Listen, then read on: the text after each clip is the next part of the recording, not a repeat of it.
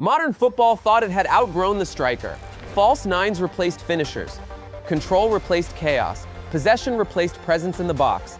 Then Erling Haaland arrived and broke the formula. He didn't drop deep.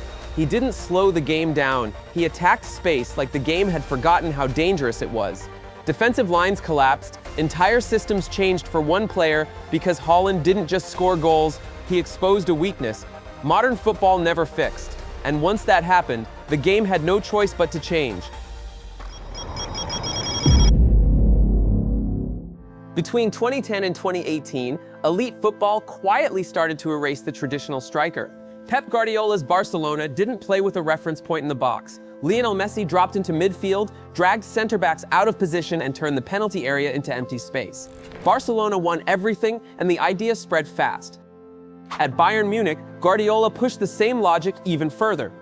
Robert Lewandowski still scored, but the system was built around positional play, overloads, and control, not feeding a striker early. Goals were shared, structure came first. Then came Jurgen Klopp's Liverpool. Roberto Firmino wasn't judged by goals, but by pressing numbers. In the 2018-19 Premier League season, Firmino scored 9 league goals, yet Liverpool finished with 97 points and won the Champions League. The message was clear: a striker's value was no longer measured inside the box. By the early 2020s, the shift was complete. False nines replaced number nines. Midfielders became the top scorers. Strikers were expected to press, link play, and disappear so others could shine. Nowhere was this philosophy more extreme than at Manchester City. After Sergio Aguero's decline, Pep Guardiola didn't replace him. Instead, City won the 2021-22 Premier League without a single striker reaching 10 league goals. Kevin De Bruyne led the team with 15. Bernardo Silva, Phil Foden, and Ilkay Gundogan rotated through the middle. City scored 99 league goals that season, proof many believed that football had finally evolved past the classic striker. Coaches praised control, analysts praised spacing, recruitment departments stopped searching for pure finishers. The conclusion felt settled. The number 9 wasn't just outdated, it was unnecessary, and that belief made what happened next impossible to ignore. In the 2019-20 season, Erling Haaland wasn't playing under bright Premier League lights or in packed Bundesliga stadiums. He was in Austria, playing for RB Salzburg. At first glance, it was easy for scouts and analysts to downplay what was happening. The Austrian Bundesliga didn't carry the weight of England, Spain, or Germany. Goals there were often dismissed as inflated numbers, but the details told a different story. Haaland finished the 2019-20 season with 29 goals in 27 matches across all competitions, despite leaving the club halfway through the campaign. He wasn't scoring against low blocks every weekend. He was scoring in transition, on the run, with defenders chasing and failing to catch him. The real warning came in the Champions League. September 17, 2019, Red Bull Arena, Salzburg. Group stage opener against Genk. Haaland scored a hat-trick on his Champions League debut. That wasn't a one-off. Over the next 5 group matches, he scored in every single game, finishing the group stage with 8 goals in 6 matches. No player in Champions League history had ever scored in his first 5 appearances in the competition.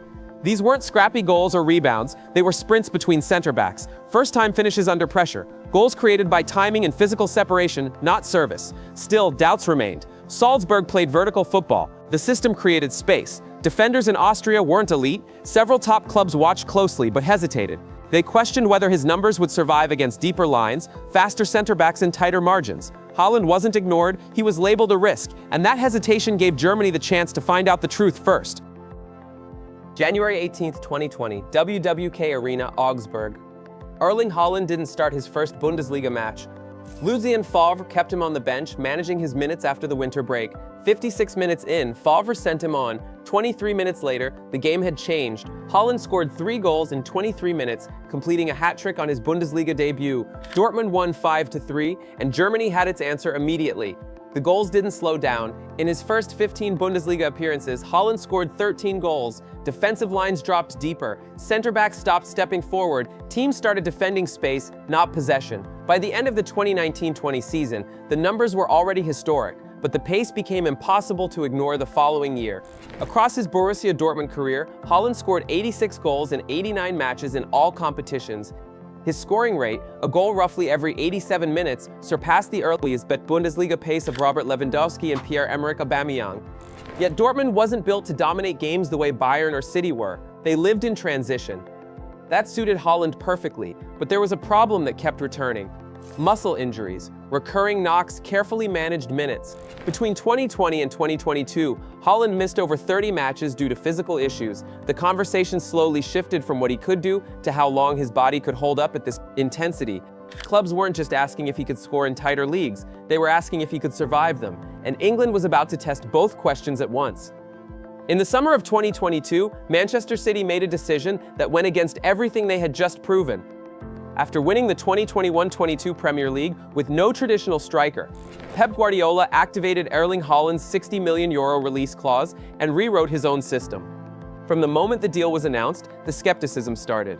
English pundits questioned the fit. City's game was built on control, patience, and positional discipline. Haaland's game was built on speed, directness, and finishing in as few touches as possible. The doubts intensified immediately.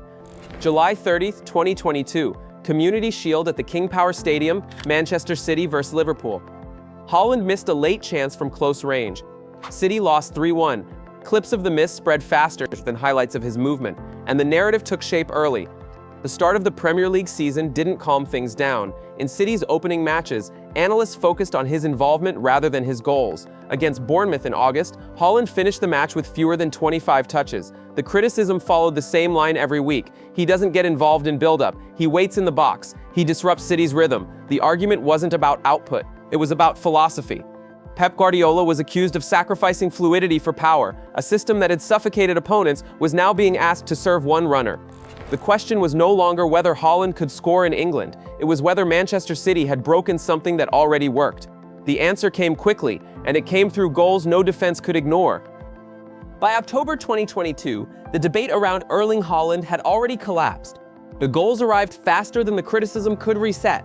Haaland finished the 2022-23 Premier League season with 36 goals, breaking the long-standing record jointly held by Alan Shearer and Andy Cole. He did it in 35 matches, often needing only 1 or 2 chances per game. Across all competitions, he scored 52 goals, the most ever by a player in a Premier League club's history. But the numbers only explained part of what was happening. Defensive behavior across the league changed. Centre-backs stopped stepping high, full-backs stayed deeper. Backlines dropped several meters the moment City entered the final third. Teams were no longer defending possession, they were defending space behind them. This created a chain reaction.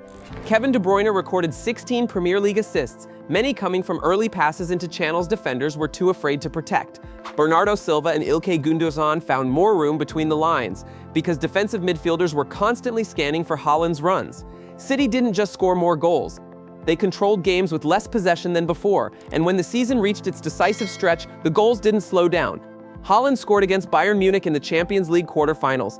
He scored in the FA Cup, and by June 2023, Manchester City completed the treble: Premier League, FA Cup, Champions League. For the first time in English football history, a team built on control added a striker who turned control into inevitability. The argument that a pure number 9 didn't belong at the highest level was no longer theoretical. It had been dismantled over 38 matches, but the consequences of that season went far beyond trophies. After the 2022-23 season, stopping Erling Haaland stopped being a matchup problem. It became a structural one.